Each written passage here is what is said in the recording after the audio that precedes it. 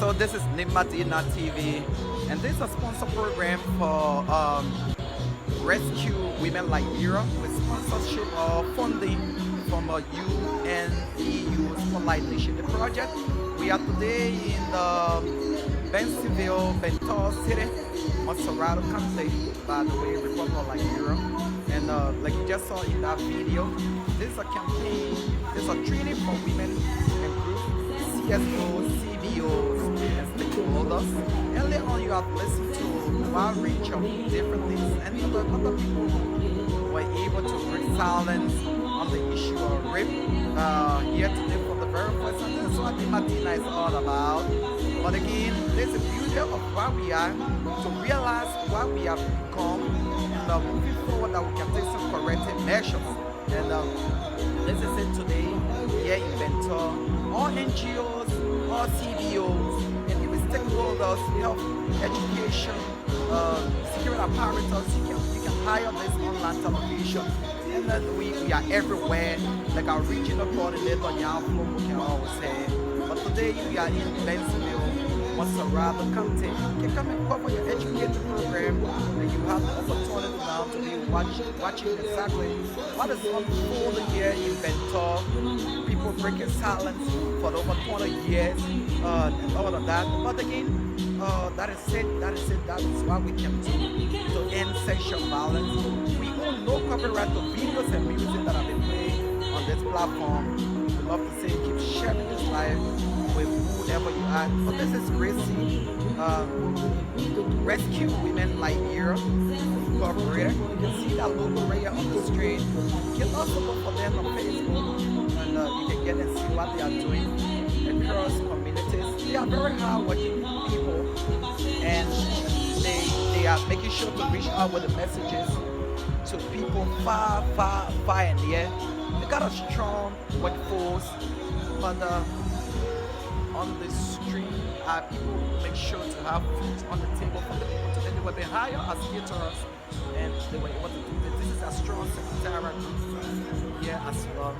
But again, we got to stop sexual violence and abuse. This is Melvin, the administrator, and my rector is right there. So again, we love to say thanks for joining. Thank you, Don. Points that you learned yesterday from the presentation. Some of those key things that you learned, that you captured and you are taking back to your various institutions. All right? Please introduce yourself first before you Yes, I'm John K. Colley from the Mauritius Fan Community. Yesterday, one or two of the most key important things I learned from the training have to do with the referral pathway, where it starts with the hospital, the police. It also go to the safe home, circuit soldier, and that of the court. And I also learned in our training about the effect, the effect of coordination. When there's effective coordinations, what comes after it, there's mutual benefit for the entire team, that they will be able to have a good understanding on information as it relates. So these are things that I learned from the training yesterday that I can be able to share with the people back there when I get back. Thank you. Thank you very much. Next. Who else? Key points that you learned. So this is Nimba D-9 TV, coming to you from Bentonville, Montserrat County. This is a Okay, I think you see the journalists here. We are live, and we'll be on Nimba D-9 television. So what is happening here now is live. So what you just said is gone. So don't be afraid. It's just a live coverage of the training session today. All right. So the next person, key point that you learned to take back, because what he said, I've very, very important points. All right, please introduce yourself. Yeah, my name is Mariki Koga from the Ministry of Gender and Children Protection. Yesterday, one of the key things I really learned about this training is that I learned about the referral pathway. The referral pathway, the first step is to go to the clinic. From there, you go to the police. From the police, you go to the court.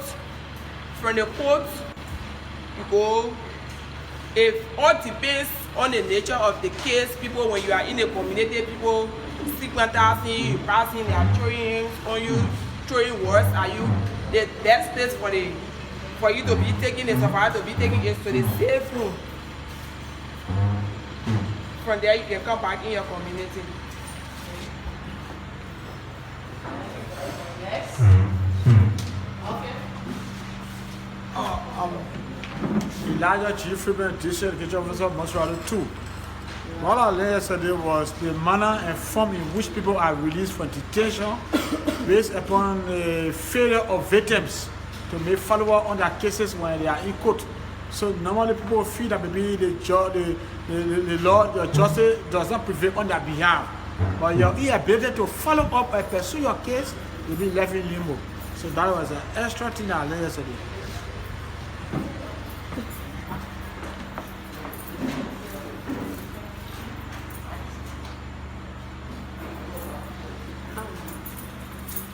Yeah, my name is Patty Briggs from Wepley, Tanchi. The key point I learned yesterday is when certain cases be in our community, when one call, we shouldn't stand in front of people to say, according these people, we must be able to go like in your room and call. Then you will be safe in our community.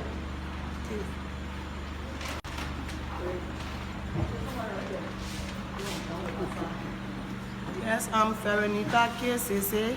Currently, I work with the Women and Children section. I learned about the importance of women in society.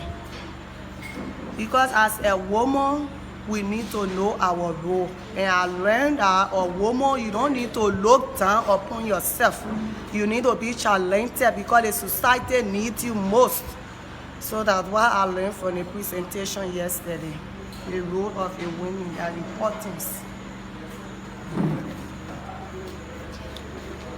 I'm here, Esther Tawayi from Cheerleader from Johnsonville. I learned most about women should not be abused again. Because with the women before our men used to settle down in a house, then they make our housekeeper. That we should not do nothing when just look up to them. So all I want to abuse us, I mean, we'll not be able to do anything for ourselves. What they do to all we get accepted because we can't do nothing for ourselves. But I tell God thank you for now. The idea that the government giving the other people to come and teach us the idea for us to move forward with the women to learn something, to know how to make business, to not sit there, to know how to make business. Now what I learned, I really enjoyed the teaching yesterday. I enjoyed it until I told the people, I told them, I said, you should really give us a copy to carry to our children, let them read it also. Because when we explain it to them, they will say, when they be maturing is that I can follow up it already. So that means when I carry to them, when they read it, and when the children, because most of our children are going to school, so for them, when they come from school, they will be friends. When they bring their friends then at home, when you're telling them, they will say, oh, ma, that's my friend, that's my classmate, that's my schoolmate. Sometimes, God forbid, something happening with the parent who are responsible. So that's the reason why I said they should give a copy to carry to our little children so that they can read it. Those are going to school, when they read it, they will know the importance of the society. So that's what I learned mostly yesterday. I really enjoyed the teaching. I tell the people, thank you that I learned the thing and they came to teach on. Okay, Pastor John Immanuel. I heard something very, very important from the lecturer yesterday. Number one is compromising real case. Many times, when it happens in our community, maybe your uncle or your brother or your relative, sometimes you will compromise because you will say, this is my relative, if they think go to court, It will be shameful, it will be disgrace to the family, and according to our lecturer yesterday, it will bring harm to your daughter or to your son, because not only a girl child or a boy child can also be raped. So I learned that whenever it happens, we should report it and make sure that it go to court and the perpetrator go to justice. So we now compromise with any rape case in our community. Make sure that the perpetrator goes to court and the victim or survivor gets justice.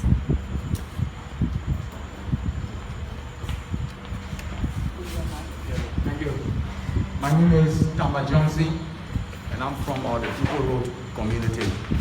Well, yesterday, I'm very pleased that I learned a lot of things that, I just didn't know about.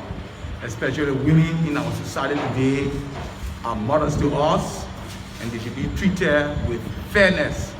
They should not be kept in the background while the men doing all of the struggle. They are a special partner from God to us. As a matter of fact, they were created from our rib bones, so they should be treated like a partner to us. They should be treated like, they should be given special preference. In workplaces, women should not be suppressed. Women should not give in or to their bosses because of promotion. Women should not sell their rights because they don't want facility to travel. They should be very strong, they should stand fast, and they should uphold their integrity, because woman is just woman, and for no other reason or boss from anywhere should just come and subject a woman to immune treatment because he is the boss and he wants in return benefits from whatsoever he offered a lady. And moreover, sexual-based gender violence should be, it should come to an immediate halt. If a woman tells you no, it means no. Under no condition should a man, because you feel that you have the strength, you have the potential, you have the catch violence, you should go and force a woman out of her will. It should stop, and government should invest, the NGOs should invest more in this sector, so that the training could move to not only the community but to our schools, to our youngsters, to our students, so that they will be aware that yes, indeed, they should stand strong in society. They should learn, so that their value will not be bought easily. Let's move on to the FGM, female genital mutilation. That also should be stopped. Though it is difficult, it's been done secretly in some of our communities today, but the girl child should be given the right to exercise a franchise as a girl. She shouldn't be subjected to the decision for her mother or her father. If she wants to go there willingly, it should be her decision. And that the bush should be closed during school time to give the girl child chance so that they can go to school. The Sunday bush is for bush education, and today we are dealing with cellular education. In many of our community today, bush education is not dominant, but cellular education is dominant. The girl child must learn how to read and write, unlike the days where they are being kept in the kitchen to only draw water. And in fact, we learn stories from some of the participants that their parents children, that education was only for the boy child, not only for the girl child. Thanks so much for this training here. Thank you so much. So we got a heat for shield. Rescue women, you got a heat for shield. You got a heat for shield. Okay, go ahead, introduce yourself. By the time you know this, I'll come here. Alright, my name is Joel Dennis. On yesterday, there were a series of things I tried to gather. One of them has to do with the issue of information sharing, because it's very key in the fight against sexual gender-based violence. Especially it speaks to various actors sharing ideas and working together in collaboration. So it's very key, because one sector cannot do it all. It has to do with collective effort. Yesterday we also understand the various areas that victims of rape and sexual gender-based violence can be taken, like the Redemption Hospital, the JDJ, the Tubo Road, and other areas. Those are places that victims of those acts can be taken for medication. And we also understood that it is at the criminal code E that all rape cases, sexual gender-based violence are handled. So those were things that I tried to capture yesterday.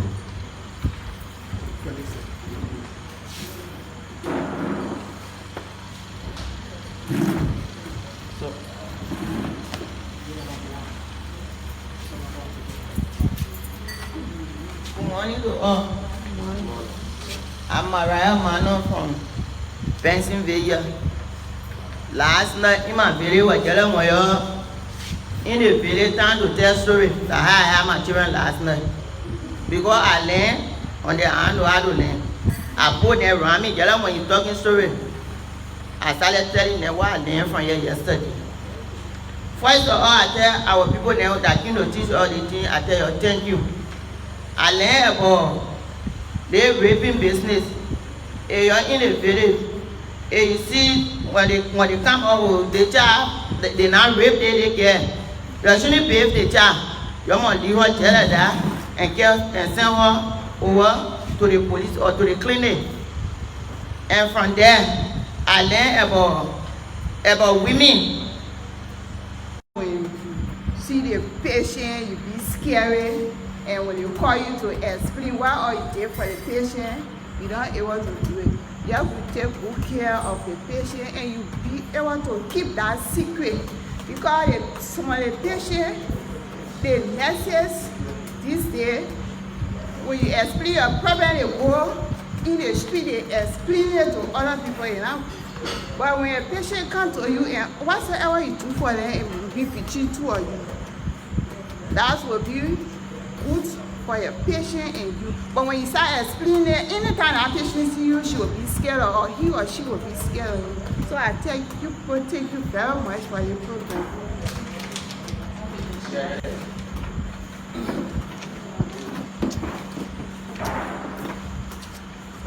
I'm Mother and Young representative Rose. I learned about where a child is raped. The nurse will take back and the nurses will testify before the information gathering. I only feel that the information when the child read that the parent will go testify, but the nurses also have to testify in court. So I learned that yesterday.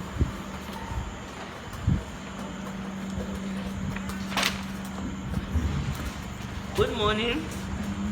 My name is Amanda Doris Sota, District Education Officer, Lieutenant 2A.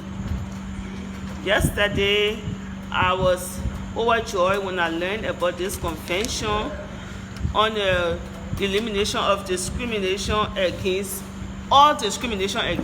female. Because I'm a victim, at an early age, I was denied education because my parents thought my brothers would have done better than me because I was a girl and I was only to be taught domestic activities because I would have to get married and go to take care of my husband. But at the time, I did not know it was a discrimination against me. But yesterday I learned that I have gone through that too, and I'm a victim, and I can go and spread the news to others, especially to the female students in the schools that I work with, to tell them that you are important, you can do just as much as a male can do, and that you will be able, as long as you are competent enough, you can go as far, even farther than the male students. So I learned a lot that I'm saying to you that I'm going to help to spread the news that discrimination should stop against female. Thank you. Good morning. I'm Nathaniel Holder from the CHNL Public School principal.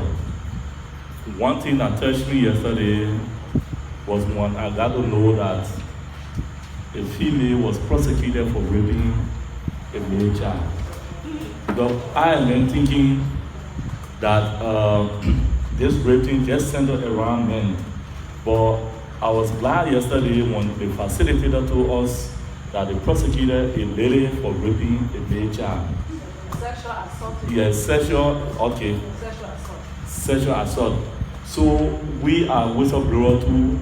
I got to know too yesterday that we will also be protected in the process before we be embarrassing the community for signaling some of these things that will affect our children and other people's children in the community. Thank you.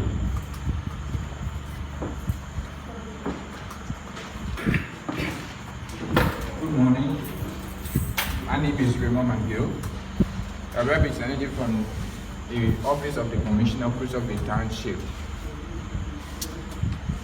You know, the people got the parable to say, knowledge is power.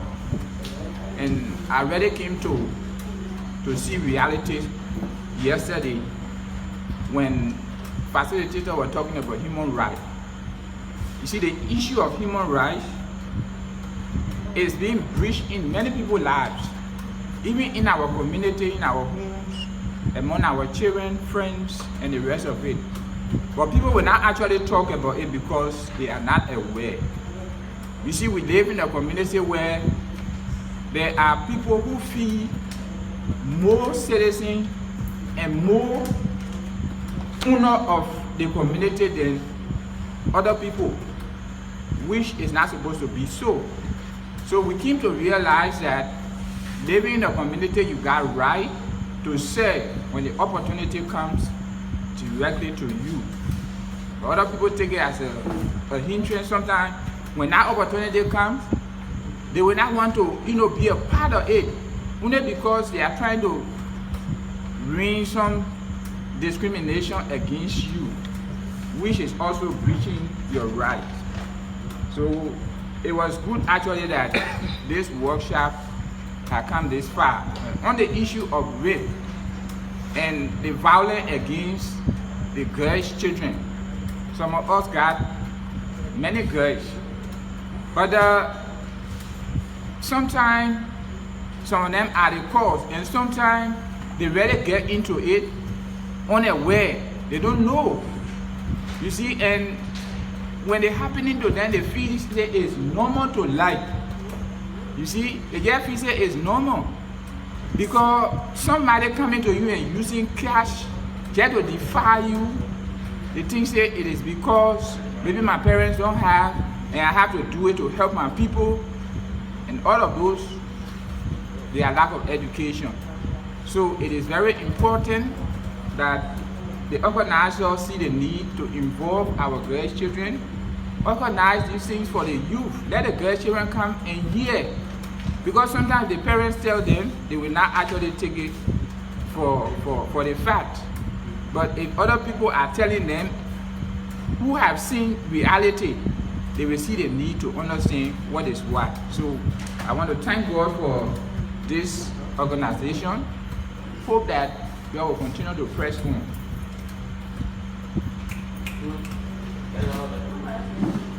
All right, my name is Daniel SGBV. Love to be called Papa. I learned yesterday that human rights. Please. See that? Okay. I learned yesterday that human right is not the white man idea, but it's a right for all, no matter your race and what have you. I also learned that women should be part of decision making. Now, it shouldn't be like where women in the kitchen and men in the parlor how to make decisions. No, but they should be part of decision making because they too have ideas. They too have qualification.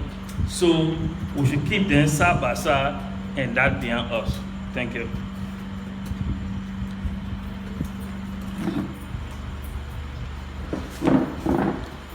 My name is Amos Talublaju Saki from Todi, Special Assistant to the Superintendent. Many things were taught yesterday, but what really touched my mind is the psychosocial violence that has to do with responsibility as a man to take care of your home. But sometimes we misuse this clause that says we should take our home. Sometimes if you're a woman happy to meet you say, pay me land. I will not take care of my responsibility. I will just take I will just go outside where I have a station in which is not supposed to be so. So we should take responsibility of as a man, supposed to take responsibility of what you do. The next one has to do with rape. Yesterday she said rape case, one is registered. It can take 100 years. When they see you anywhere, they arrest you. And she gave an example of a boy who went to buy something down a restaurant. And the boy went and saw the person and called, and they arrested that man. So we in these various offices as officials, whenever you are doing something, let your honor men know that yes, I am doing this. So if that was not happening, that had not happened in your case, that man wouldn't have been arrested. Thank you very much.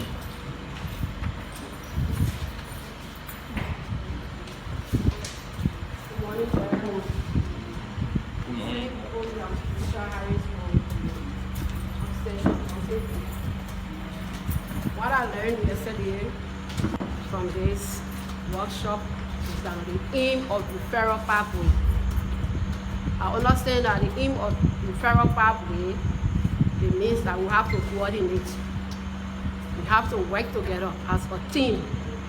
Everyone has a role to play when it comes to pushing all gender cases forward. That is, the community dwellers have the role to play, the nurses have the role to play, the police have the role to play in pushing all gender cases forward. I thank you. Hello, I am Daniel Vampel. This is Daniel Vampel, the CWC chairperson from Dental City. Let me first of all commend the facilitator, Madam Linda. You know, I brought in some future questions, though we have passed that stage. But what really touched me on yesterday is rape. And she told me definitely that rape is uncompromised. 1, 2, we are a whistleblower. So in that, we will be endangering our lives. So whatever it is, a heartland that she gave us, we should always, follow that heartland. And everything that was taught, as Daniel Vampel from the CWC will be able to spread the message. Because I also within the health department, so we'll spread the message to everyone. Thank you.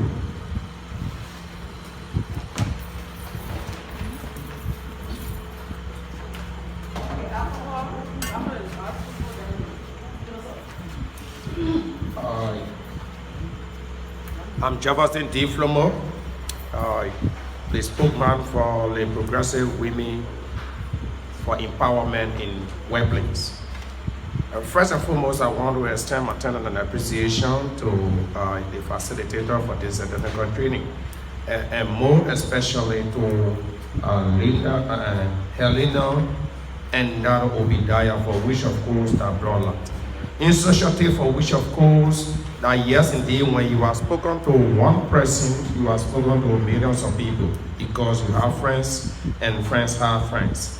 We want to understand our thanks to our hard-working facilitator, Madam Leader, for I have been seeing on some billboard the SGBV, but I have not actually grabbed the concept of definition. But yesterday, for which of course the definition was specified to us here by sexual gender-based violence. We want to say to our facilitators and our panel, that God continue to bless you people, and with this identical knowledge that for which of course you are imparted within us, we are going to stand tall, because to see how best we can see better abroad as large as the world thinks. I'm Saros Boype, MP.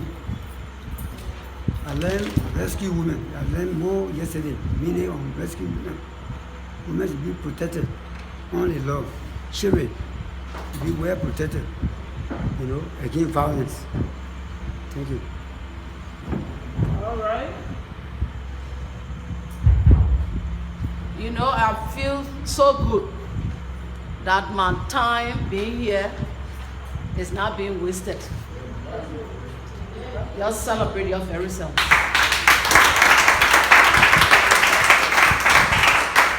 Because if I'm not getting this feedback from you, I don't know, I can't ask rescue women what was my performance, but my participants will tell me. So for the knowledge, the understanding, the clarity that you got from here, that you're taking back, like our sister who said she had like a fire heart session last night, with all the people telling them, taking it back in your homes, your communities, and what I feel your favorite recommendations, they are taking it down. Because that is why we are here. But the whistleblower, I said that a whistleblower, you know your whistleblower, you refer to as police. So for your own protection, because if you see that a rape has occurred in this community, where you live, and you see that they're trying to compromise it, and you boldly stand and say, oh, that thing you want to, I can't go report your safety. You should think on your safety first, your security second. Because before the government can send somebody there to your rescue, you don't know what they would have done to you. So when you know that, like you mentioned, I get the hotline, you just quietly leave from there. Nobody got any idea. You call the hotline, you give us direction, everything. When we come there, we'll be wondering about how these people manage to know. Then your identity is protected, your security is protected, and you will stay in the community. So that's why I want us to carry out again. So I want to thank you so much for the key points that you took in and in your own words. And that's how you will carry the message. So rescue women, your participant has proven that your selection was not in vain. All right? So hats up to everyone. Okay.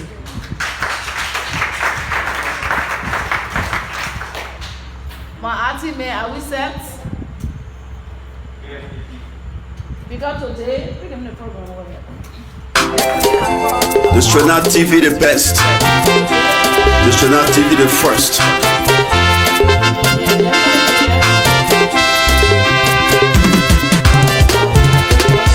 One of your gonna my saver. The Stronat TV na song. One of your gonna my saver. The Stronat TV na song. This implementation, responsible parties for implementation. That is, what has the Liberian government, what system, what have they done to protect women and girls, to eliminate all forms of violence, discrimination against women and girls. So we'll be going through some of the policy framework, legal framework, some of the works that the government has done to protect our women and our girls. But the government can do all she can do. You see how important we are? When it refers to a country, do they say he? And they can say she? The government has done everything in her way possible. But it's left with us for our mindset to change, to stop discriminating between men and women, girls and boys. We learned yesterday that all of us have the same equal rights. A girl has the right to go to school just as much as the boy has the right to go to school. A woman has the right to be in a high up position so far she's qualified. Don't look at her because she's a woman. And then you say, oh, why can't woman take that position once she's qualified? So all the different policies, framework, and what have you is to change our mindset. Like yesterday I said, it's not about competition. We are not measuring arms with our men. The only competition is a positive one. Whereas if you in the military, if you're a colonel, I can start from corporal, work hard, and myself can become colonel as well. I'm getting some ringing feedback here. What's going on? Oh,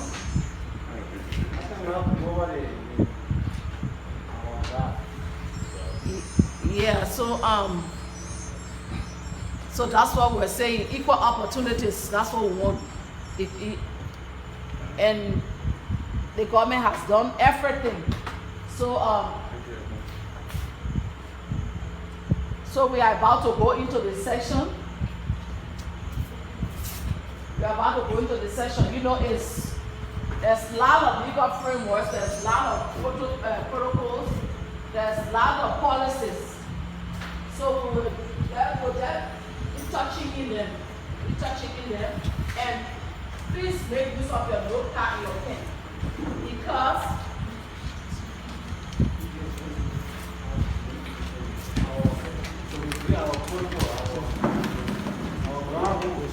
so don't forget the ground rules.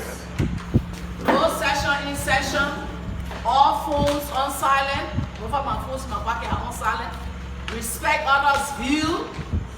Put your hands to be recognized before you speak. And then let us all observe the health protocols. So if you don't have your mask, if you forgot it home or whatever, please ask and let them provide you with masks. It's important to wear your mask. So if you don't have, you put your hands up. Like rather somebody got it. I think I see about four hands here. No mask. Please provide them with a mask. We have to observe the health protocols. So today we're going to talk about the legal framework. We just go into it so that you can know that the government has been working. Because down in the corner we hear say the government not doing anything to protect women and children. That's not the case. But the government doesn't go in your homes. Are we together? The government doesn't go in your homes. Because the domestic violence that is being perpetrated in your home is for husbands, fathers, mothers, you know, to our children. But what the government put on the book is what we'll go through. So,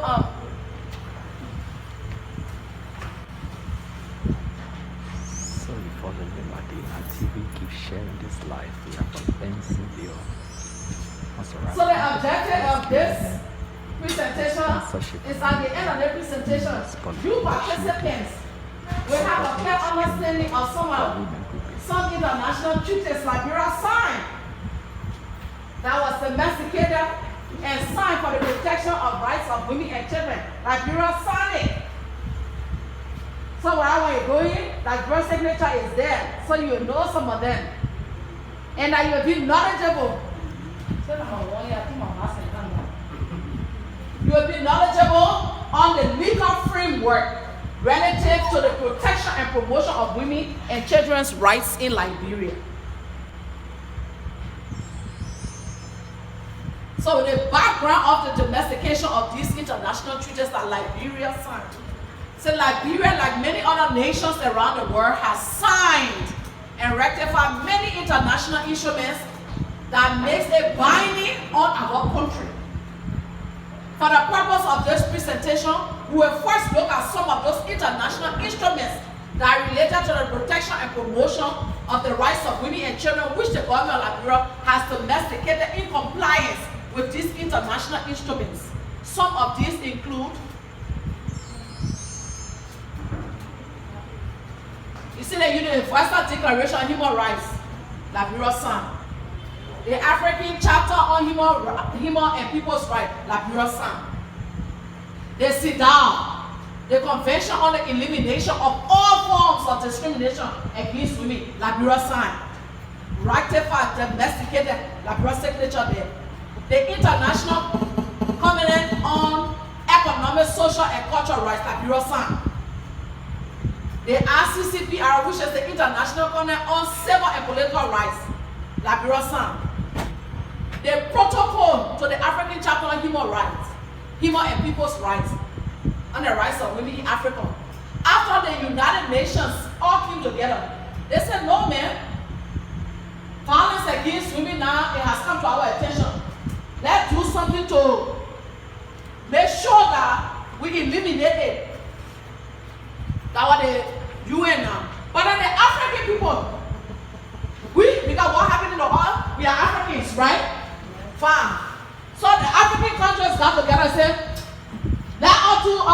are the Maputo Protocol.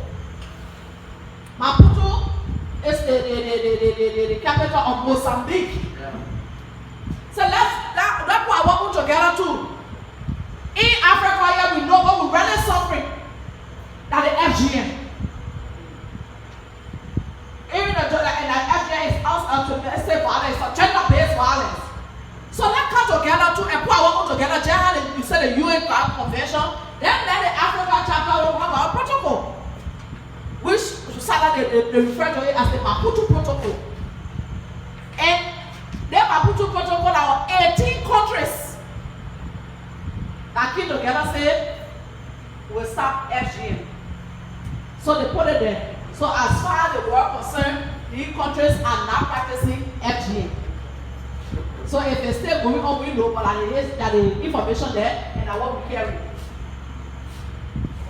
So 18 is it Benin, Burkina Faso, Central African Republic, Chad, Cote d'Ivoire, Djibouti, Egypt, Eritrea, Ethiopia, Ghana, Guinea, Kenya, Mauritania, Niger, Senegal, South Africa, Tanzania, and Togo. They are all enacted laws criminalizing FGM. Convention on the Rights of Children. The Maputo Protocol, the article, everything there, you can see it. You can go and research and confirm what I put forward there. So the African continent came together and say, we are here. We know what our women and children, our women and girls go through. So let's sign up for this, and that's what it's referred to as the Maputo Protocol. Are we together? Y'all understood me just now? Okay. So in compliance with the international instruments, the government of Liberia, while it's true there are several challenges by the government in meeting up with this, it has made some frantic efforts by developing policies and establishing legal frameworks to address issues affecting women and children in Liberia. Some of these include the National Policy on Girls' Education. They said they will put it together for you. You need to carry that. My sister said the children will go to school during meetings, town hall meetings, community meetings, to go through them. So the purpose is for you to know that the government has been making effort. See the National Policy on Girls' Education. In 2005, the Liberian Ministry of Education issued the National Policy on Girls' Education. The goals and objectives that the Girls' Education Policy seeks to consolidate national and international laws to promote girls' education and to advance priorities that will accelerate progress in improving girls' education. Chapter 1. The girl has the right to go to school. She has the right to be educated. So, with all the advocacy, all the awareness and things that went on, they put it down in writing. They put it down in writing. Ministry of Education, because they're responsible for education matter, right? So they put it down in writing. You understand what I said? All right. That was chapter 1. So chapter 2.3 say ensuring that girls have equal access to school at all levels in all educational programs and services. That came out in about 2015.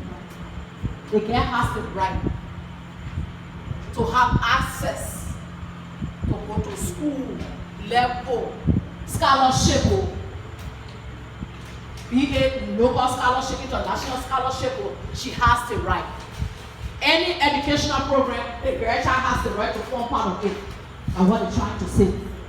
Are we together? Are we together? Yeah. Okay. So achieving this equitable geographic distribution of educational opportunity for girls by 2015. The other objective is about to eliminate the gap between the girl child and the boy child in completing primary, secondary, tertiary, primary, that from 1st grade to 6th grade there. That primary, the junior high, that from 7 to 9, right? Okay. What they call secondary and high school, 10 to 12. Tertiary that when we go to FVTC then. When we get the diploma, right?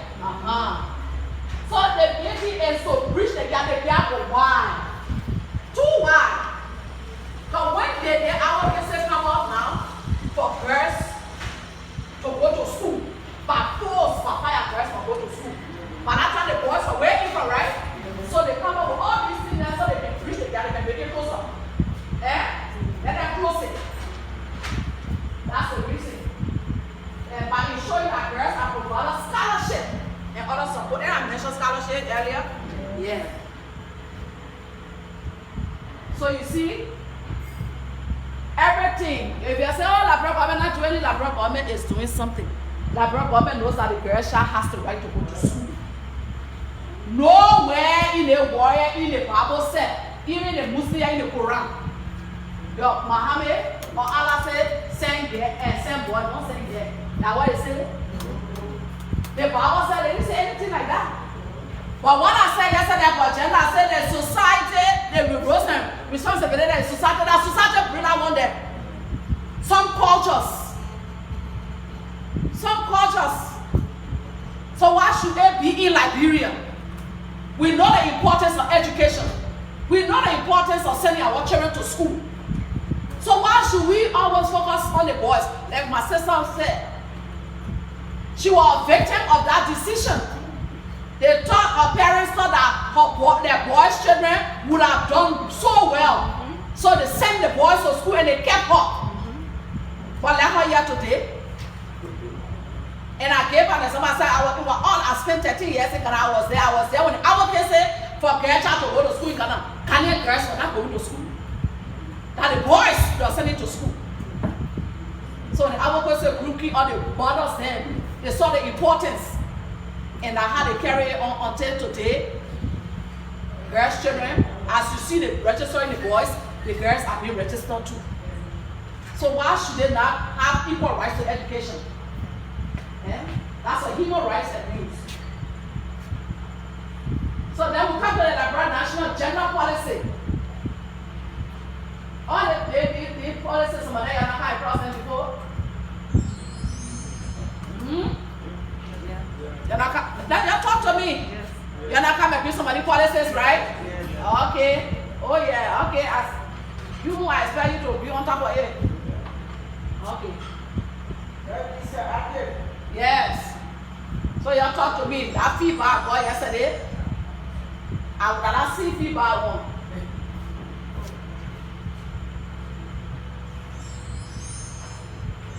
So the Liberia the national gender policy, they say the vision of the NGP is to guide the country towards achieving gender equity and equality. It's my right. Give me the opportunity. I'll tell you. Give me the opportunity. Yeah? Gender equity and equality. And no partiality. No partiality, be fair. Our equity and equality mean no partiality, be fair, and deserve that justice. I have the right.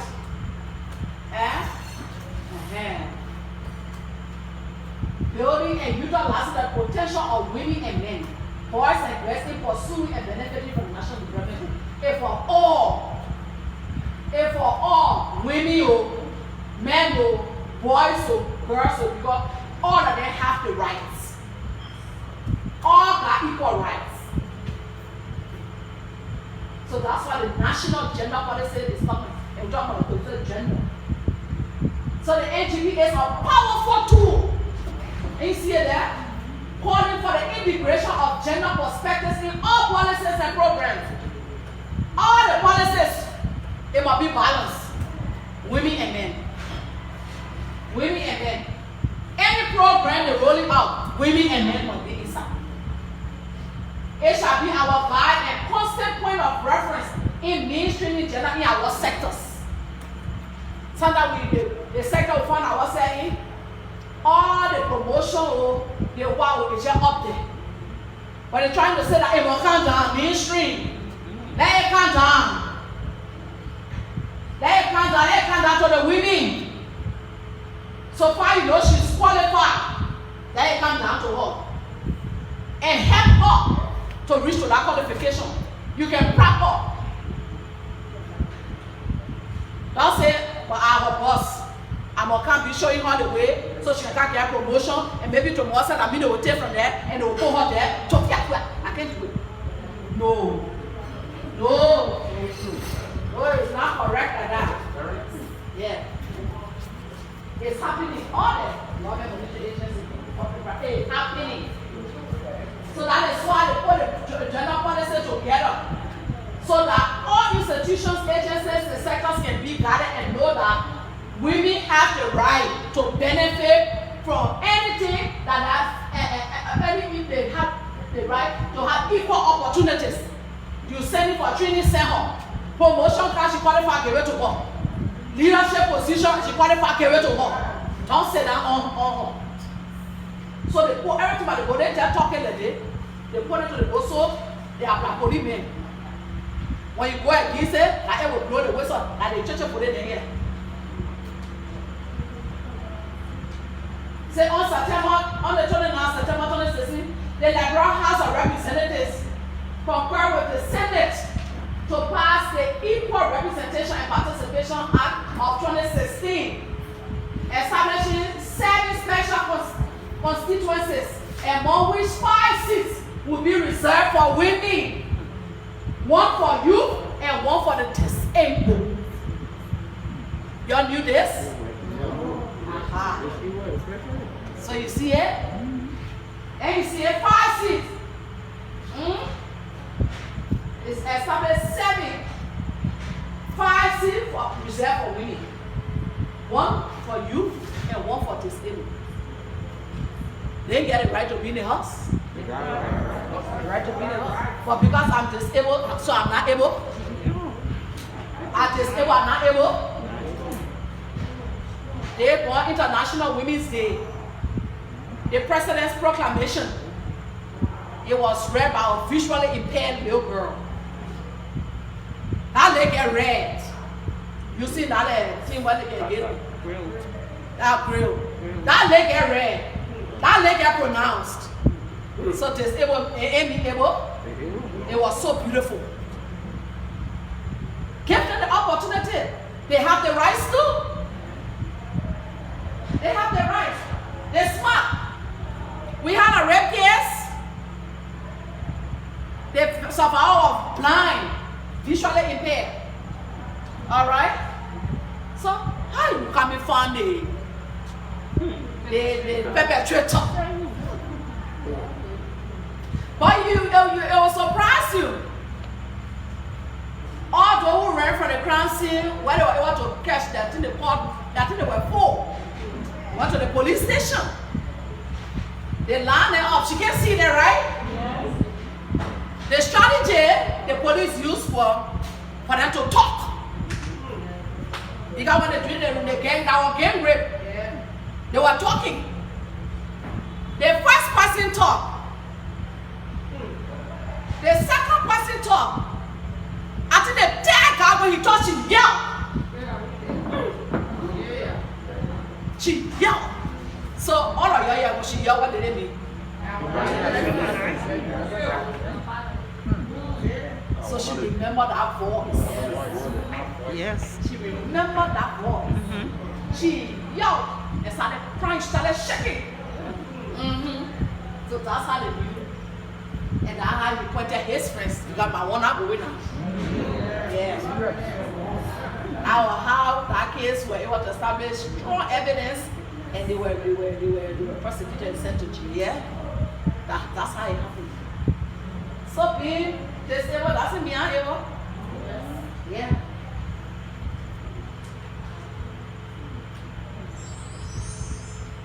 So in 2009, I want to show it because it's coming in 3-4. In 2009, the government came up with they created a national action plan which were in compliance with the United Nations Resolution. Who know the United Nations Resolution 1325? Where is it? You know. No, the United Nations Resolution 1325 talk about women, peace and security. Yeah. The papers are there, but what it talks about. But when they came out in 2009, this is what it looked like. It looked like this. But it failed. It was not successful. Because we didn't take ownership of it.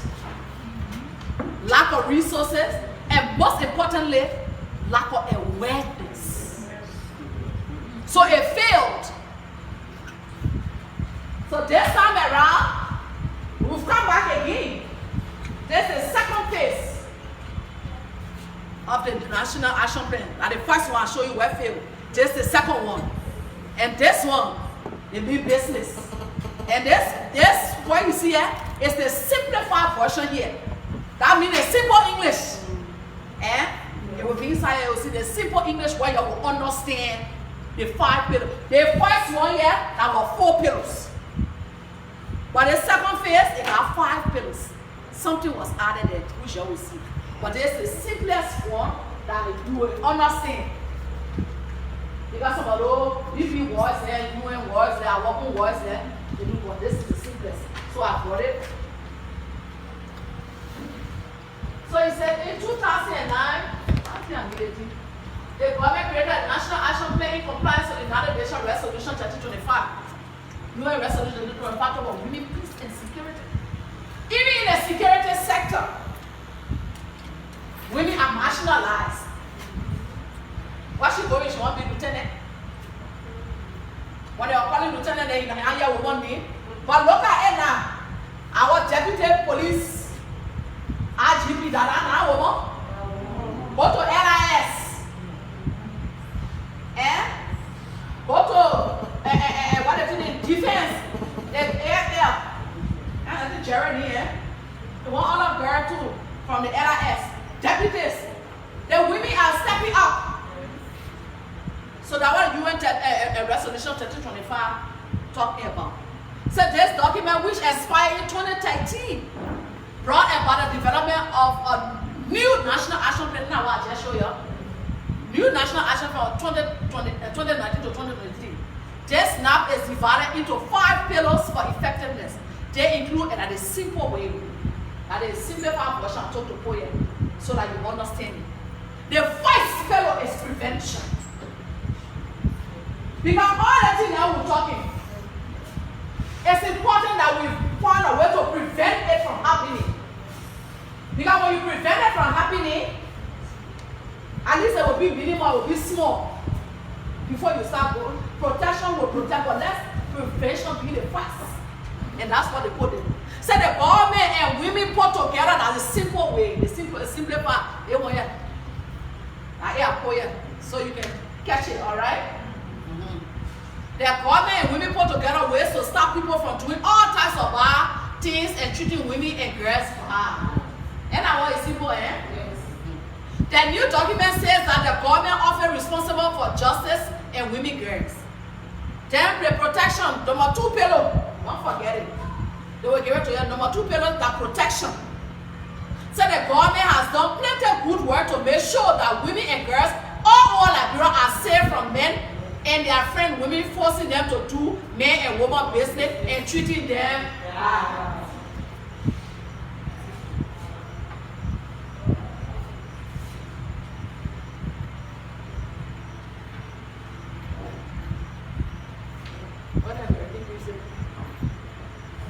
What my auntie made it, you won't go.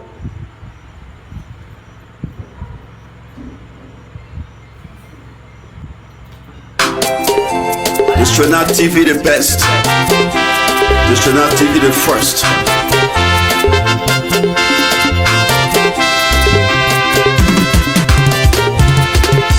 One of your gonna my saver. Distrona TV na song. One of your gonna my saver. Distrona TV na song. Distrona TV no again. ekebele si woka. This should not teach you like Pillow talk about participation. Say under this pillar, say the government said that women and girls should be called every time to talk about things that can happen to them. Simple. And you understand it? Yeah, let them get involved because they are the victims, right? They are the ones that are domestically abused. They are the ones that rape.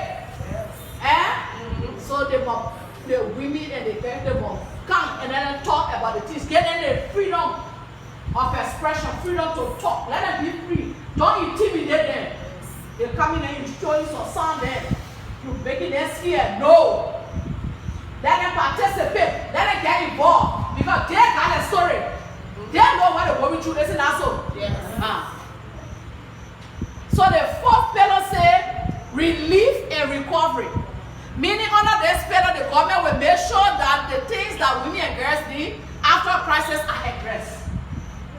When I'm being raped, and I go through the health and everything. From there, what happened to me? How do I survive? How do I continue with my school? Or if you have business, how my business will continue? In a crisis? So the government said under this pillar, they will make sure that the things that the women and girls need after the crisis are addressed. To take care of it. And single? Okay.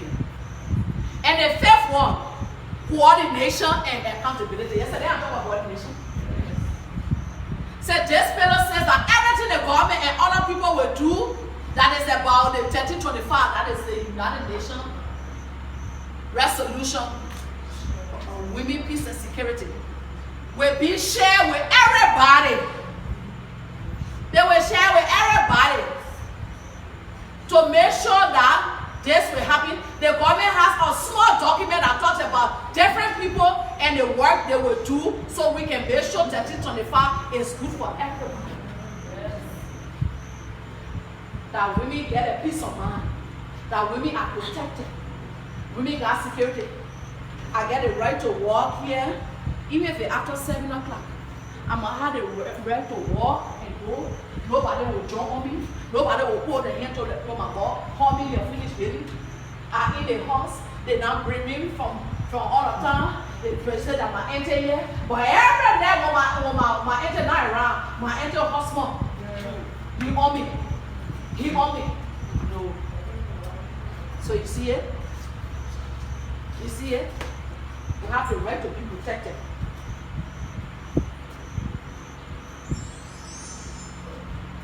Say that government and its organizations are officially and morally obligated to meet the basic needs of its people. That the government forced to meet our needs. So that is why the government is doing everything with the partners. When they go to meeting, they're pleading with them. Y'all help us. If we can meet the basic needs of our people, then who are we? If we able to take care of our people, then needs, who are we?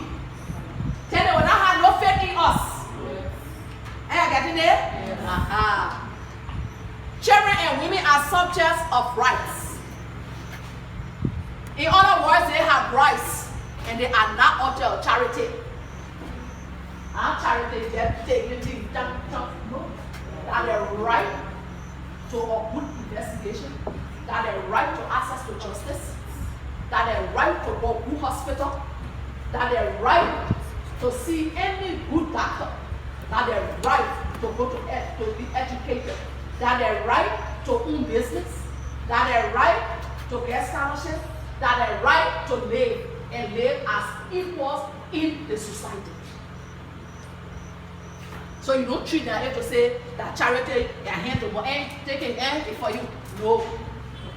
And I say this change in attitude initiates a process whereby children within the context of their evolving capacity participate in the process and decisions that concern them and affect their lives. You'll be surprised when the parents not around, one-on-one,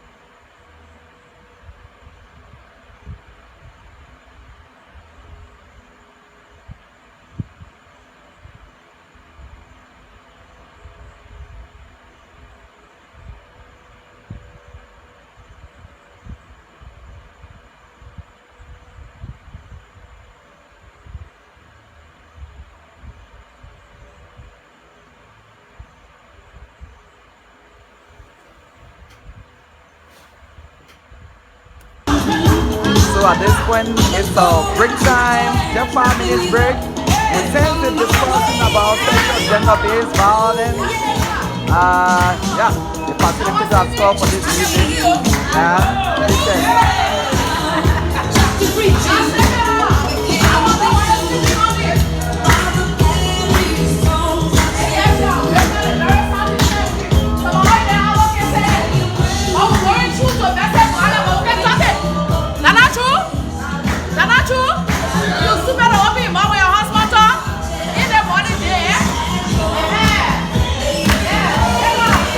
Wherever you are and you have joined into Nimba D-9 TV, we say you are most welcome. Good morning, good afternoon, good night, good evening, wherever you are joining us from. We are from Bentonville City this morning. This is the capital for Monserrate County, and the Rescue Women Liberia is part of the funding from the UNEU for like project. Carrying on this for women as a way of as it relates to violence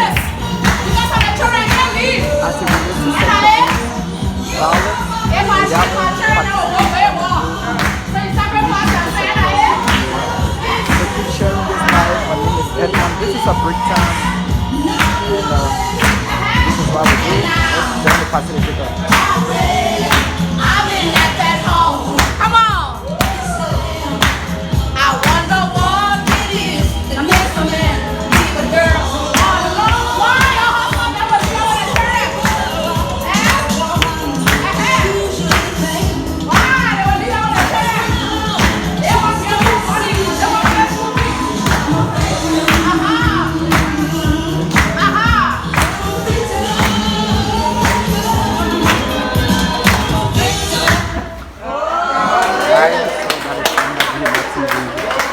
Coming to your life. So that's how you do it. Yeah. Today, tomorrow, the organization will send you to go talk. You figure some of this style that you are there. All right. So that's where we are now. The Domestic Violence Act is simplified. Me, common English, because you have to understand it. Say the government of Liberia did not fully meet the minimum standards for the elimination of trafficking, but it's making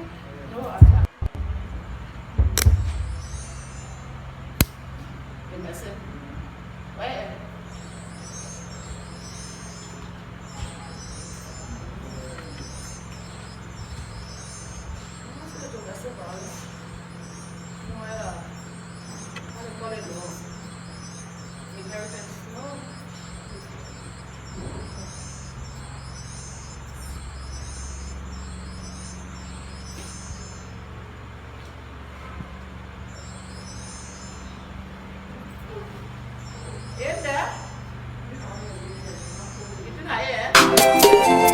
Diagoglo TV the best. Diagoglo TV the first.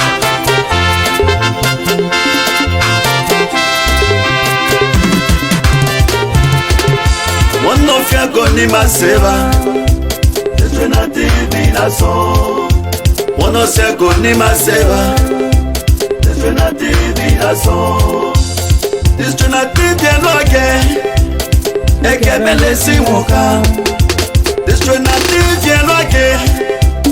Eke beneye woka. We Doro people, thank you. Our better people, thank you. One not say goni makanteba. Diagoglo TV no again. Arikaba, you go queen, thank you. For Jala, thank you. One of your go mesno tima. One of your go tape patima. One of your go compatima. One of your go boyitima. One of your go secretaire. Sonsa. Diagoglo TV no again. Ekebe wona yeka. Diagoglo TV no again. Eke me mona yoga. This Trinity TV rason. This Trinity TV rason. Mono se go ni ma seva. This Trinity TV rason. Eroko there, Monica. Thank you. I must see by way. See over this Trinity TV. You go quite close. Thank you.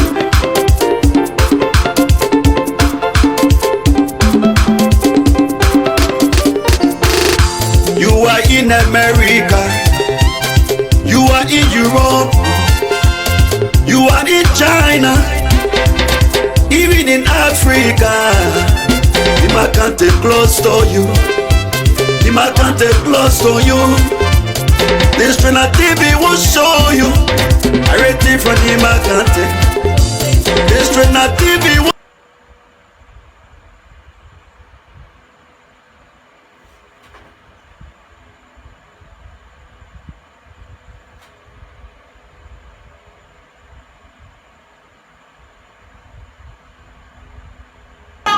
She assisted me in acquiring the property.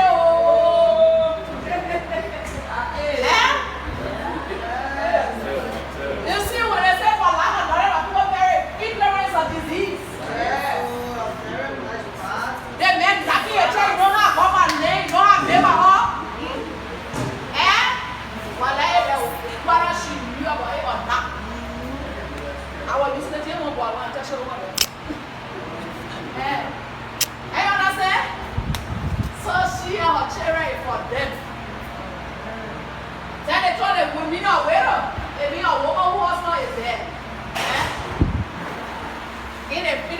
People do what they say in local parentis, which means those persons standing in a place of a person or a substitution of parents. I can say, I got the administrator. The person that will come to stay in the place. Got the administrator. Sometimes they can say next of kin. Okay.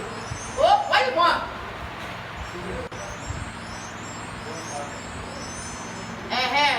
So the letter of the administration, it means the authority given by the probate court to a tribunal for a widow, the children of the tribal marriage, or the next of kin to take care of. It can be your sister. The next person who can inherit. Control the property. The person will be in charge of the property of the deceased, which he left at the time of his death. Then I also down with when you fill out some form there. Who they get? They say next of kin. And you put the person there. When I'm not around, and the person will take care of this. And the person will control it. And the person will, run my estate. And that thing when I read that person down. That what on that paper that is the law with your contact. Even a bank account when you open bank account say beneficiaries in it. They need that when you put the order for beneficiaries tomorrow. When you need that there you can send us say, but my partner bank account, my mama bank account to Echo Bank. And I know my mama pay the money account for my phone. When they call it the need not there you can't be fucked over. You need not there. Yeah. For that question, I said, but I see something very important in that piece. What happened? Now it says the children of the late husband, who whether or not she assists him in acquiring the property. So you want to marry Muso, and Muso own property. Is that property? If a Muso, I can't pray any behind you. If a Muso, they're not for you. They're not for you. If a Muso, I can't pray. If a Muso, so let Muso walk. That Lord, not for her. She said, let's just put everything together for if a Muso. So the estate means the total amount of property. Then I make progress now because you know we can't pay for luxury. So the estate means the total amount of property. A real person or makes wishes a person die, cease or out of the time of his death. The interstate estate means the property left by one who has died without leaving a last will and testimony describing how said property is to be divided. That the meaning of interstate. Maybe the person, for instance, overflow God or 30 children. He said, "Big, what am I away from? Came out, Wako, Sako, Yako, Tawabe. I read in no will. And you are not loyal in this time. What are you questioning? We're not loyal. You are there defending people for what they did that when they were white. But he never made any will. He died. He left of it. He never, that what they call interested. He never interested as he never, he lived with nobody. So for someone to come down the chest and say, Lord, I mean, he said, are you going to talk to you? Why are you on the paper? So now the only thing y'all will do, y'all got to laugh right there. Sit down.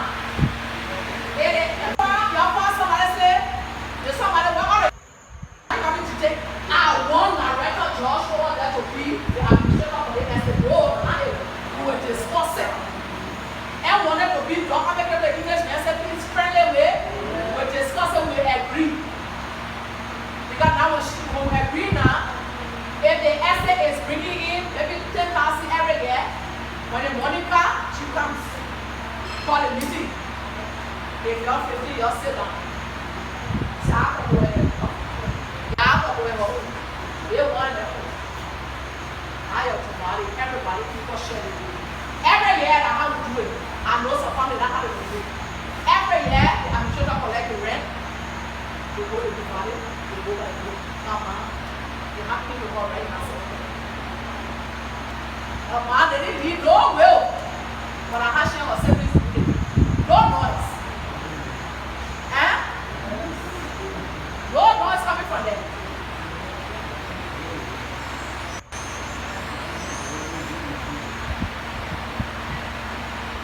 Okay.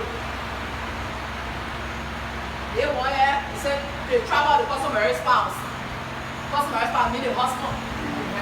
It means either the husband or the wife who is married according to travel tradition.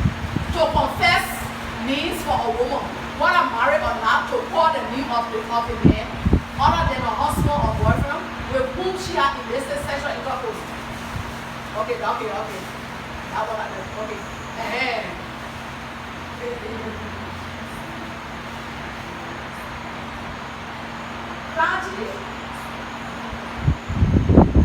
I think my woman doing something.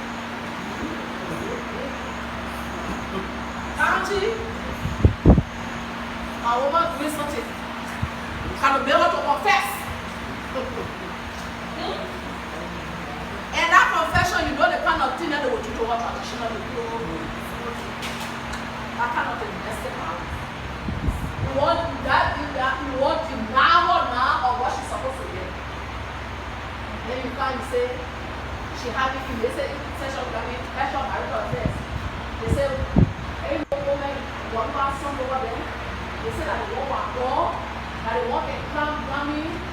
You eating in my bed, Nancy. You eating in my bed. Ça c'est où camion? Hein? Ça c'est où camion? Sometimes they will put something in the thing, then they say they will come eat it. Yes. So she can confess. Sometimes it's not happening, but because they torture, what she can go? She can be loud herself. She can be loud herself. But the Christian marriage means that marriage which is performed either in the church, at home when you call the pastor, or any place by a priest, pastor, or judge, according to the statute, they go to the judge, they can go to the city hall. In Accra, they got it in the Accra Metropolitan Assembly, and they go to the marriage there. In the paper, here, they go. So they inherit a direct mean wife vested interest in the property of her husband immediately upon marriage during his lifetime, which may become the right of the direct after his life. She invested in that property for her husband. So when he dies,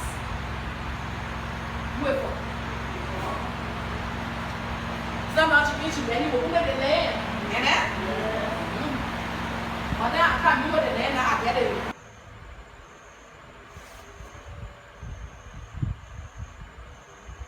You called my name already. I'm John Louis Stewart. I come from the office of the Vice President of Excellency Nigeria Council. And I'm here based on an invitation to facilitate one of the sessions that has to do with working on affirmative actions. It will be very simple. This time is going to be an interactive section. Interactive in the sense that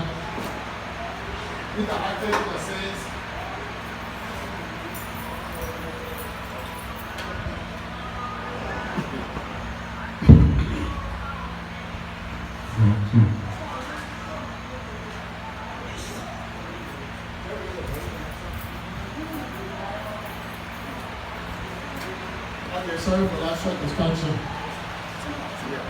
So, I also have with me a few guys that came along from the office, HTPs, and Ms. Bill here with me. Basically, they will also help to take back the information. Now, you know exactly that Madam Joanne Howard Taylor, Her Excellency, is a feminist. She's supposed to be the initiative. Officially, I'm not here representing the Vice President's office. I'm here based on the invitation of Rescue Women Liberia to speak at this forum on the affirmative actions. Is that clear? Now, this section is going to be interactive, as I said. So can I have somebody to activate the computer so we can have the PowerPoint, or the few documents that we jotted down in Word. Sasa mi so to abina Jesus kai kwase wa so don da Jesus mi ape wurele o Anya Lele record the village. Okay? Now, I just want to clear the air small on something, because right after leaders' deliberations, when we got out there, we saw people having some hitches. And people were saying things, and then she said, just cast a joke and said, we open the can of worms. And the G's are low. But let me say something. This law is a law that is important to both men and women. You know what the law does for we the men, or for us the men? It makes us serious. It makes you serious. It guides you through your day-to-day activities when it comes to the resources that you generate. It also puts you in a position that the time you saw the woman, all her breast was stinging. She was healthy, she was fresh, she was fine. By the time you finish taking 1, 2, or 3 children from her, then at that point now she's not fine anymore. She's ugly. In fact, the Muslim woman, the woman getting fat, so the Muslim getting. These laws are intended to guide us as we go about our normal lives. Now you always hear people say, Walango, Walango. Yeah. Do they refer their word to women? No. Most times these words are referred to men. Men are wasted their resources, right? Fine.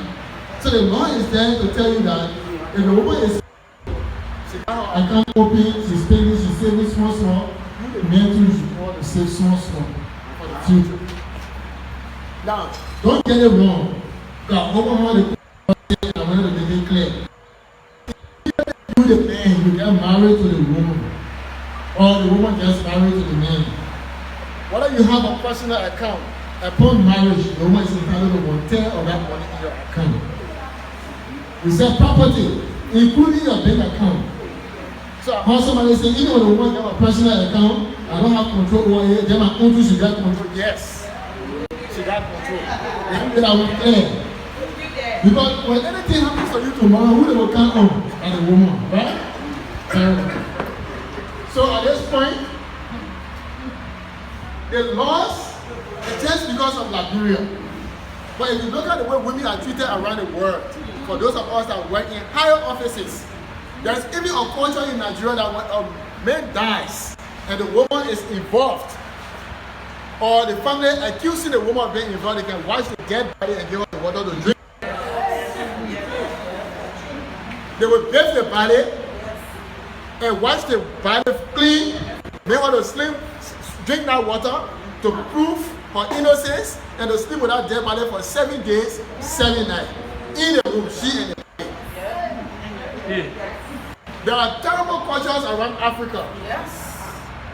So these laws were signed for Labrador, not too hard.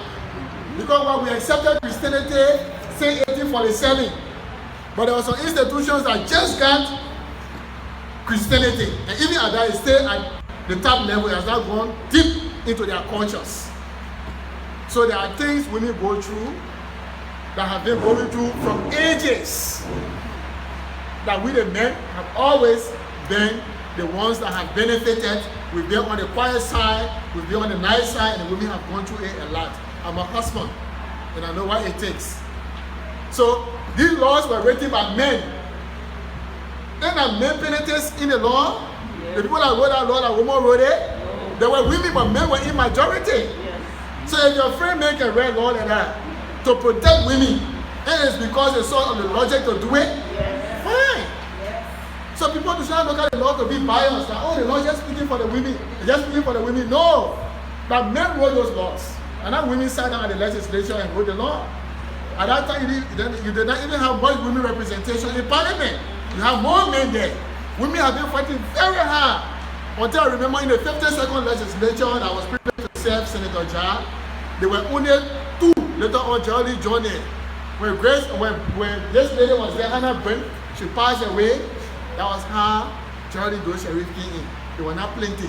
In the Senate, in the lower hall, you had Louisa Inez, you had few people in the lower. But in the Senate, there were 3. I think there were 4. Clarice Jar. There was Joanne Howard Taylor, a senator at the time. Then you had Charlie Doe Sheriff. Then you had this lady, Musu Fremont. 4. Among 30 persons, only 4 women. Today, it is sad. Like Yombly Kanga Lawrence, and Lou saying now inside there. From 4, it reduced to 1. It is fair. So we had a conference, just as you said. I will come to the affirmative action. Labrador has been doing extremely well. We invited Ann S. Makinda from Tanzania, the Speaker of the House of Parliament. All she said here, we went for the roundtable dialogue in Bon County at the Charlie compound to establish, to convince the male counterparts. We even had one Diagoglo, like to explain when they were the first time women in Labrador were given the privilege to vote. From rapid ages, it was around the 60s before women could even get the privilege to vote. They were not given the privilege. Everything was made, so say one, so say all. When they go to vote in the town, one person stay here, they say who all, just stay behind the men. They will not say woman can't stay. So today I live with privilege that we have women as, you know, we're working through a database. I saw women as commissioner, and the woman as town chief in Wepley here. I was shocked. I said, what? Woman town chief? I know it. Times have changed. Yes. We tell God thank you. Yes. And we tell God thank you for the men that are allowing this to happen. Yes. Because if men don't stand by the women, these things will not happen. Because it has been a men's world. Yes. Men have been in control from the beginning until now. So we need to put hands around in that roundtable dialogue, introduce the fairness bill. That bill changed different needs. They begin the affirmative action bill for female representation. When we're in the legislature, they kill it, calling for 30% women representation in government. I mean in the legislature. No way. Then we brought a woman from Tanzania for them. They exclusively reserved for women representation in the legislature. Whether you're going to election or not, that other city park, no vote. A job for women. So that means the women are going to go contest for election. Those seats are reserved for women representation. So they go to the communities and to the counties. They take eminent women from there to represent women interests in parliament. It's called the quota system. They're practicing that in East Africa, in Central Africa, Liberia. We say no, it's not possible. Just when they say women get 110 year property, then we scratch it. Okay, for what? It's not fair. The women are our mothers. They give birth to us. Tomorrow when we are gone, look, women are the best managers. Any man you want to happily put your account in the woman's hand. Because anytime the woman knows that she's controlling the money, they can't request. And she will get it. But when she knows that you controlling it, you will be in trouble. Because you will feel say more stay there. Even when she comes for some, she says, but I won't finish, I still want some more. So the secret to live a happy life is to allow your woman control your account. Is that clear? So the law is meant to balance. I want to clarify that one first, then we'll get to the other section and start enjoying ourselves, right? As we run through.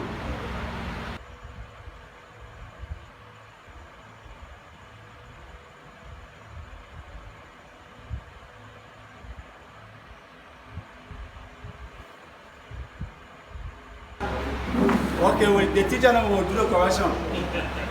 Teacher Abo.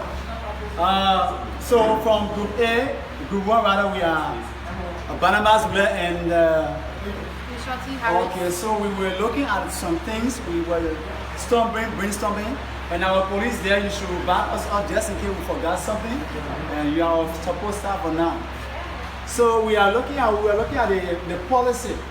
This HTP, the harmful traditional practice, should be changed to what? Harmful societal practice, and we are looking at this to be something to be very strong.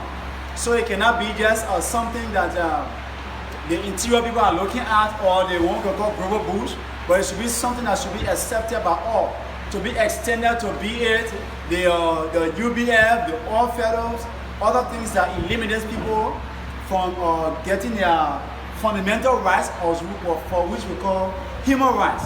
So some of these things deny us. And we also looking at the need for increase in penalties. We saw the penalty for the rape law, for the traditional law on marriages to be like 500 to 1,000 if the male go back for the money, or something for the dowry and the rest of that. So we are looking at it to be like any other penalty of such to be from, it should be like in the range of 25,000, from 1,000 to 25,000, okay? If government will make it 50,000, fine, because we feel that if the charges are high, it will also create some level of, and it will reduce the torture, all right? So they will not be able to do it faster. They will be able to understand that, oh, this thing about touching, that fire will be touching, okay? And so the fear going to be there.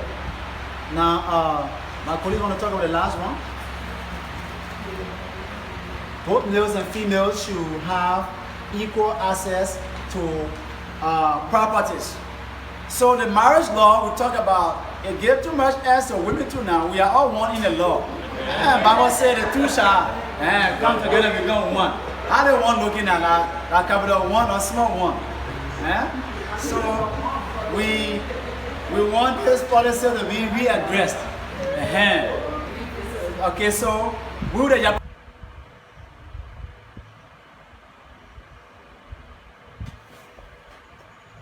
this one person might be boring and the rest of that. And she want to talk about the GL should provide mobility or mobile for wax officers, because he said sometimes that he can get dusty on the dusty road. So she want to talk about that. Yes, I want to talk about this, providing mobile.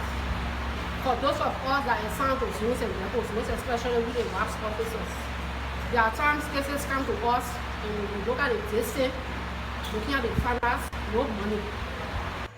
Somebody can give you them ask, then they come to me and say, I got a problem. I want for you to go and rest. They are asking for money.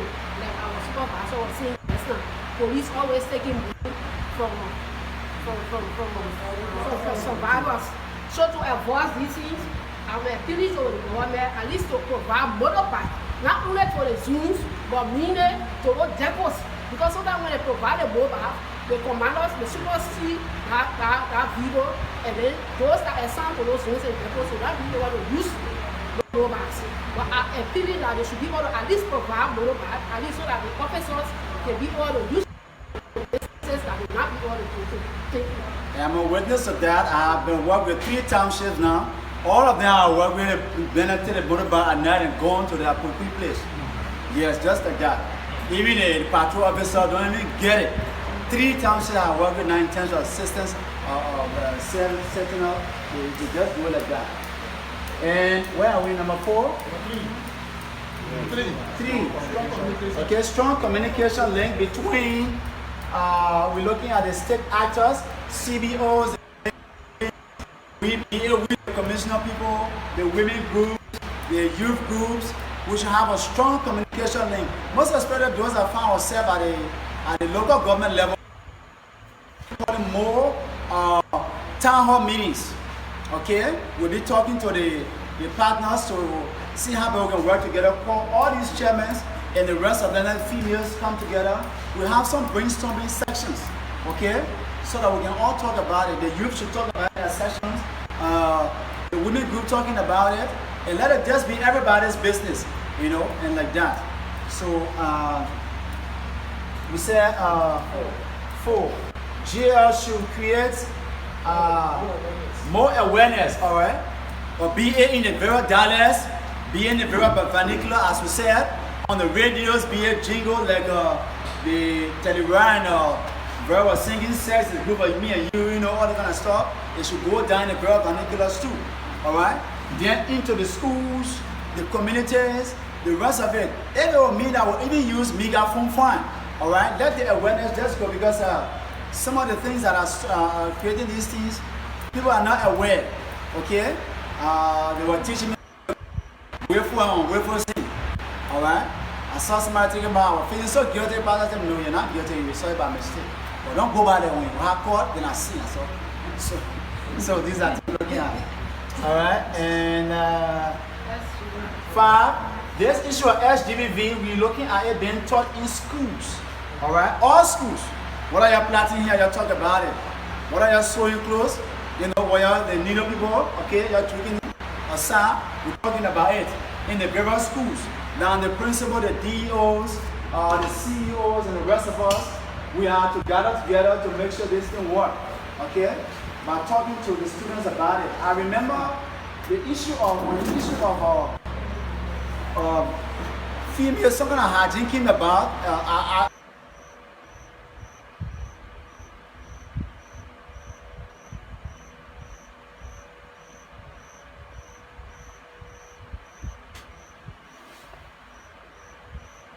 Is partial in devolution of estate in favor of women. That is, I get my property, I marry, you get 2/3.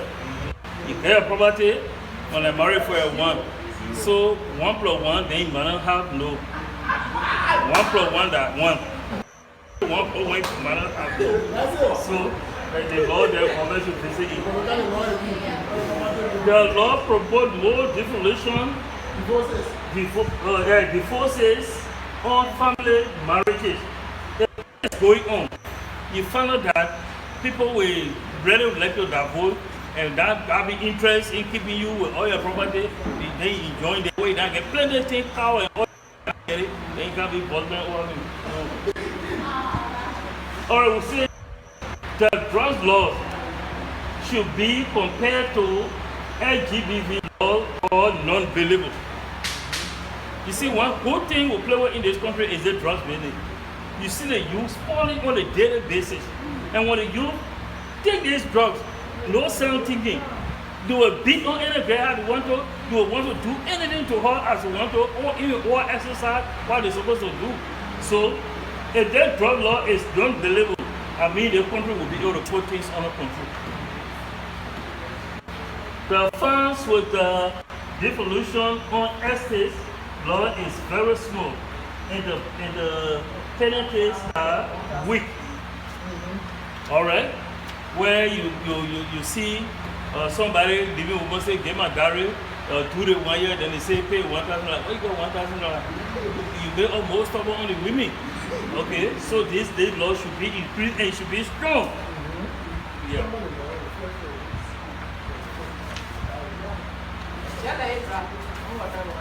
All right, two common recommendations. Our recommendation to the government would say government should increase judges in the rape court.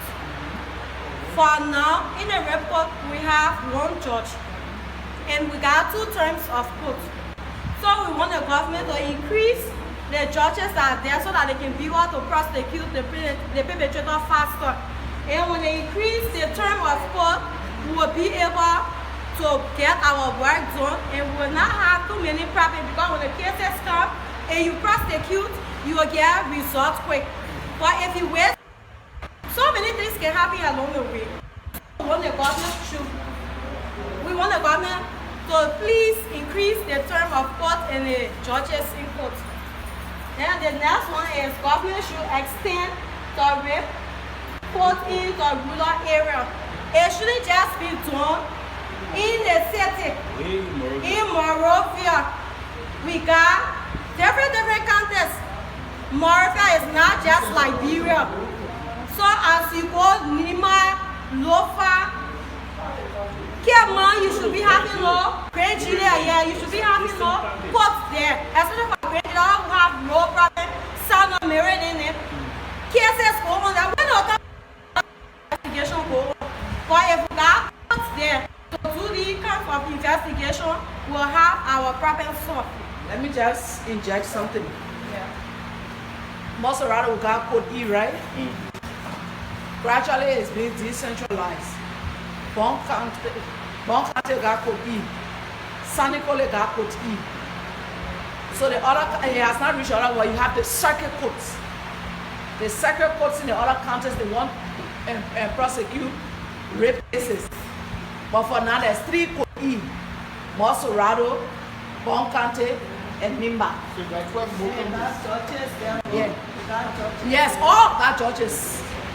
All of the courts got judges. So there are 12 more counties. Yes, but the circuit courts, they try rape cases and they have certain judges. Thank you. Then the next one is government should increase wax officers. That's a presence in every sector, especially in the rural area. For the rural area, let's say for example, most of the time for me, I'm in Kema and Bomi. Kema, you only got wax officer in 3 areas. In the capital, which is Rabasport, Sinje, Etini. And you got 5 distance places that wax officers are supposed to be. But for that, it won't happen.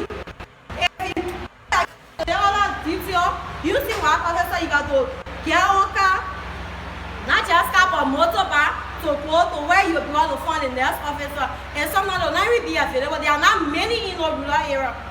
So we want government to please look at that.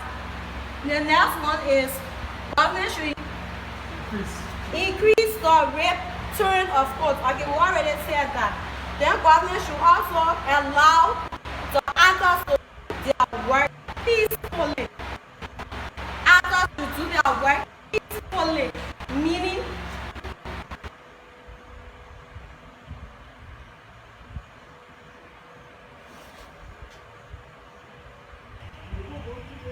I'm Moses Diagoglo, the acting chairman and secretary of the Wise Men of Bento City. I know this particular workshop we are in, the training workshop, I have learned a lot there, even though I'm learning. But every time when we meet, every new tool that comes, it becomes new. Every old thing that comes, it becomes new, especially the violence against women. I have gone through so many training. Violence against women, it is not fine. And we are always the perpetrator. So therefore, at this point, I have gone through it to be wise enough to know what is going on. Okay, this is Magdalena Vampel. On behalf of the mayor of Bento City, I will first of all extend greetings. And I will extend greetings and also employ this particular meeting that have been held. We term it to be a workshop, but it is not a workshop, but it's something that we are going to grab and carry on the outside. Why in work, she would have been here today, but presently, because of engagement, she is not here. So thank you very much for what all happening. They're speaking on behalf of the CWC, which I am the chairman. There's no need for me to even, beat around the bush, because everything that I've been taught, we've been going through it. It's just that we were able to be brain teasing one another. So we grab the concept and carry it into our communities for education. Thank you. I'm Veronica KCC, Women and Children Protection Session. Yeah, I learned a lot from this presentation. I learned about the harmful tradition practices that have to do with the early marriages. We as a parents or society as a whole, we need to put stop to the harmful cultural practices because it has some side effect on us, and it causes domestic violence also. It also constitutes rape. It also constitutes gender-based violence.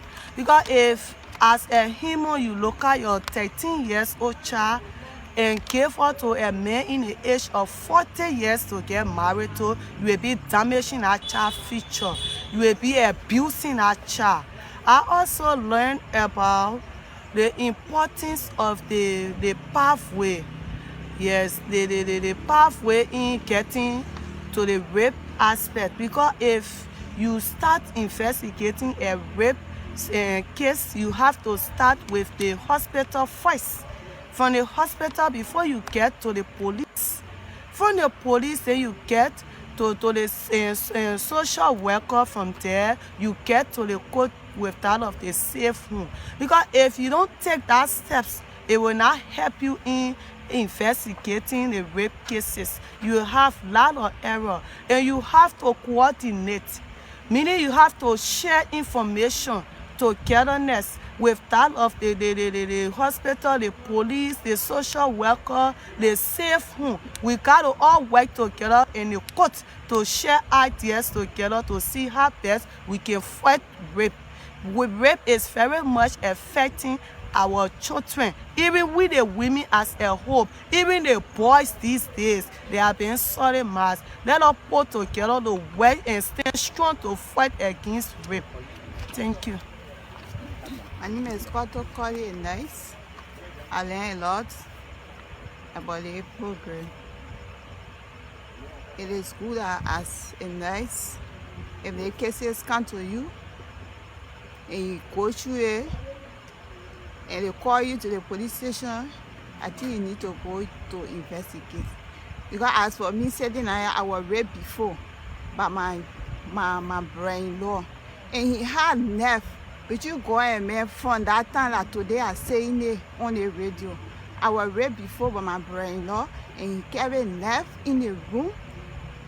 He said, anytime I talk it, he will kill me, and anytime he sees me, he will remind me. Anytime he sees me, he will remind me.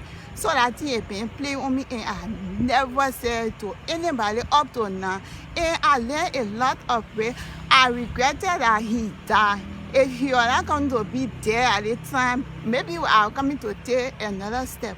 But he died already. And anytime I think on it, it can bring setback to me. And I really learned a lot about rape.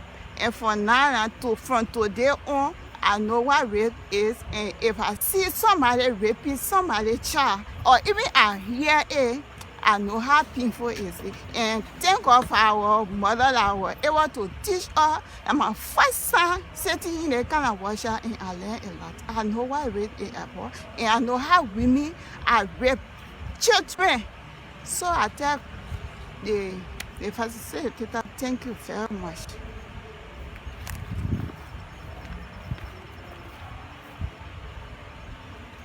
My name is Emmanuel Sota. I'm a district education officer. These 2 days in this training have been very rewarding for me because I've learned a lot of things that I think I can carry back to the students, and especially the female students. I learned that as a woman, I have the right to be on par with the men, not to be their bosses, but to be educated, to have my freedom to learn, to have my freedom to speak out when there are issues that matter. I should not be discriminated because I'm a female, whether I'm a handicap. I have my own right to enjoy every other right that my male partners have. I also learned that women, once you are married to a man, you have, whether it's whether you help him to work for the property or not, you got 100% of that property as soon as you people are married. And also, I learned that it is not only women or girls that can be raped, even though women and girls are the vulnerable partner in they are the victims in this whole issue, but also boys can be molested too. So I can go back to tell them that in time past people have been saying the government has not been doing anything for rape, or they have not made any impact on the society when it comes to these gender-based violence that happening to women.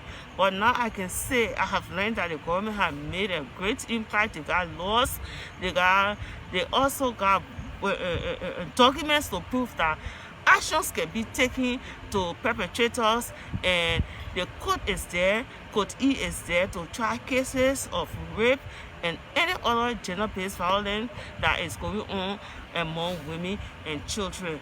I can go back now to the society, to the schools, to my neighbors, and even my community, and explain that women have equal rights as well as men.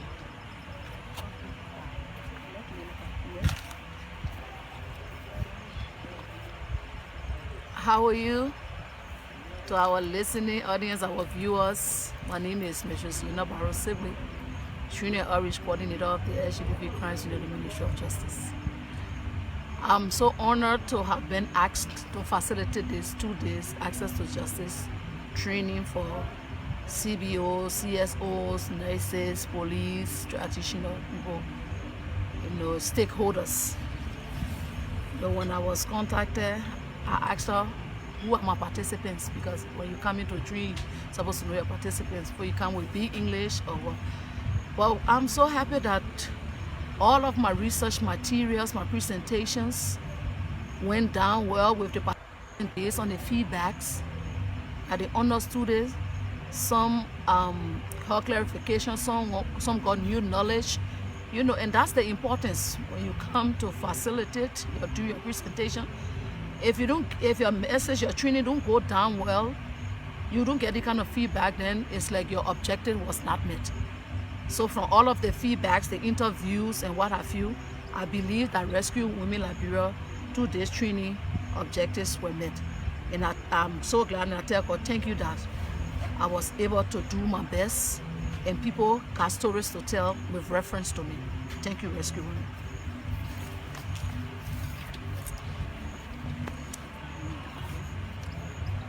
Hello, my name is Loretto Josh. I'm the Executive Director for Rescue Liberia. And the project that we are conducting the training for today is the EU-UN Spotlight Project, EU-UN Spotlight Initiative Project. And this is one of the locations of the project. We are conducting this project, carrying out this project in 4 locations: Johnsonville, Corwell, Tolly, and Carisburg. And the entire being the seat of Monserrato, we decided to have the training in Bento to decentralize our activities. Everything is just in Central Monrovia, not much NGO activities in Bensonville. But I'm so happy that we chose Bensonville and the Carisburg district to conduct our activities, because it will surprise you to know that majority of our participants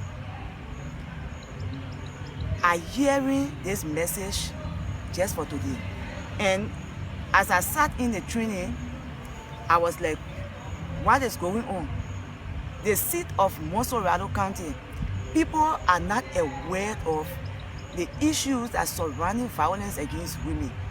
And the participants are so excited, and the mixtures of people we have from every sector, from the government ministries, from the judiciary setting, from the Ministry of Justice, everyone from the health sector, they are here.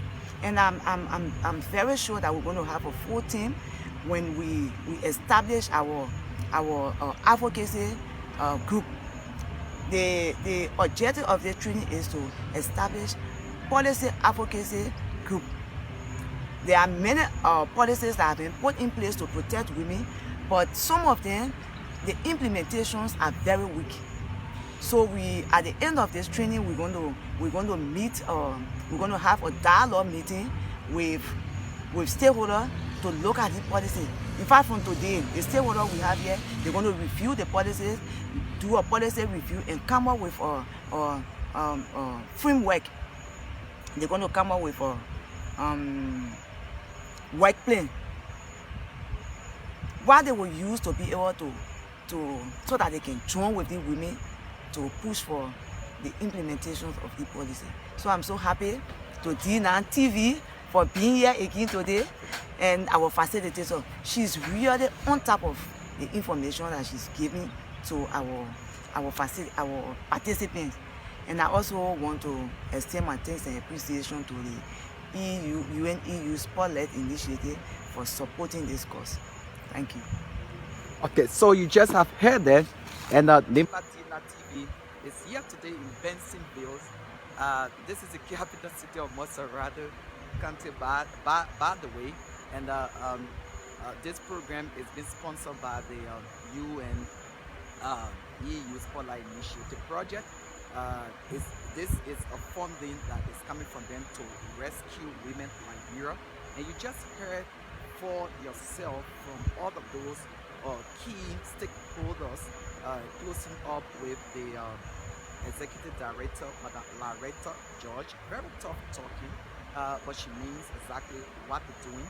And we are here, but there were some things that really touched us, and that is the silence that was broken by this lady who is a nurse. For the first time, she was able to talk about how she was being raped, and this is so touching. And if you are out there, all you need to do is to keep sponsoring rescue women like Liberia, because they are breaking silence. You could see from her expression the emotions. For and on behalf of all of us here from Bensonville, Montserrado County, my name is Edmond C. Barry from Nimba D-9 TV, Radio Kikeman, Radio Calm Voice of Peace, and Radio Saki. Thanks a lot for tuning in to your radios and to your online television. So keep sharing, keep following us. We can go anywhere, we can bring you the actuality of what is unfolding. From Bensonville again, we say have a wonderful day.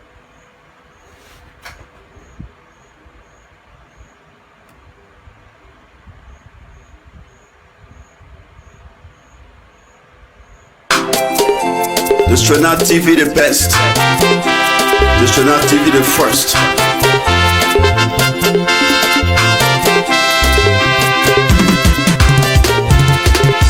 One of your goni maseva.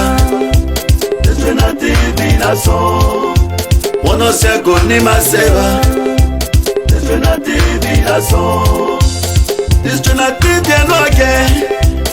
Eke bele si woka. Diagoglo TV no again. Eke bele woka. We Doro people, thank you. Our Kwele people, thank you. One not say goni makanteba. Diagoglo TV no again. Arikaba, you go queen, thank you. For Jala, thank you. One of you go mesno tima. One of you go tape patima. One of you go compatima. One of you go boyitima. One of you go secretary. Zozo. Diagoglo TV no again. Ekebe wona yeka. Diagoglo TV no again. Ekebe wona yoga. Diagoglo TV no so. Diagoglo TV no so. One say go ni maseva. Diagoglo TV no again. Telekoti, Eronkola, Monica, thank you. I will see Bawi. See over Diagoglo TV. Ego Kweklo, thank you.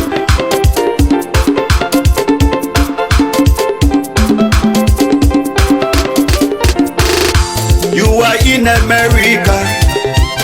You are in Europe. You are in China. Even in Africa. Nimba can't take close to you. Nimba can't take close to you. This Trina TV will show you. I rate it from Nimba Kante. This Trina TV will show you. Any news from Nimba Kante. I rate it from Nimba Kante. This Trina TV will show. This Trina TV will show you what you never see before.